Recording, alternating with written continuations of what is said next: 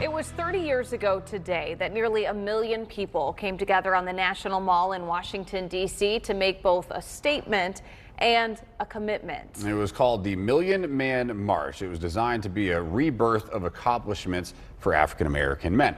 Well, tonight in the Buckley Report, Bob talks to a man who was there about if the march lived up to its promise.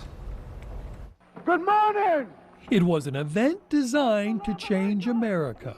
Welcome to the Million Man March! And as the Million Man March reaches middle age, it's time to take stock of its influence. The idea wasn't for that day or that week. It was about decades in the future. It wasn't about, they always say, it wasn't about a moment. It was about a movement. Guilford County Commissioner Skip Alston was 38 that year and took his then 13-year-old son Deshaun with him to the march, like many other men did, creating a sense of community unlike any they'd experienced before.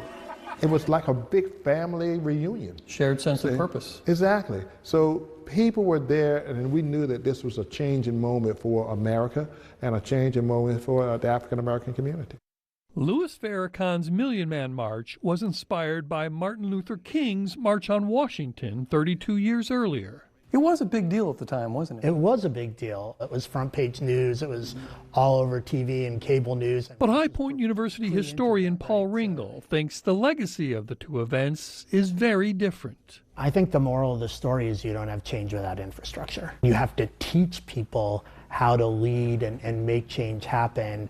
I don't think you can just start with a national event. You know, Dr. King didn't start with the March on Washington. King and others spent decades building up to major events like the Montgomery bus boycott and the Greensboro Fours sit-ins. It's not an accident that a lot of the local movements in the 60s came from cities where there were HBCUs, right? They come from Durham, they come from Greensboro, and so you have to have these local pods where you can develop people and not just throw them on the national stage. Farrakhan urged the people in D.C. 30 years ago to seek atonement, reconciliation, and focus on personal responsibility. Whether you like it or not, God brought the idea through me. And Alston says he and others took that to heart. When we left there, we were really more engaged in order to try to go back home and make something happen. That's what it was about, not just going there and go back home and forget about it. We are talking about this 30 years on from the event. Do you think we'll be talking about it in another 30? I don't know, right? I'm not so sure. I think it was a great sort of moment of feeling. I'm not sure it's a really huge moment of change. I think a lot of the same issues that we have in the 90s are still prevalent. And as we spoke at the famous lunch counter where the Greensboro sit-ins took place, Skip Alston admits that many of those issues still plague us. It's still racism.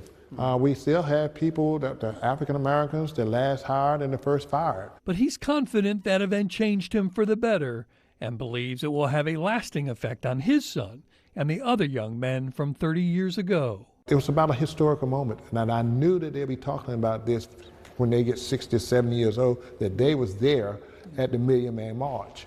Bob Buckley, Fox 8 News.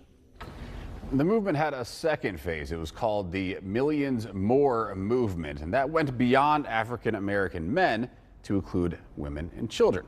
Now, that was held on October 15th, 2005, the day before the original march's 10th anniversary.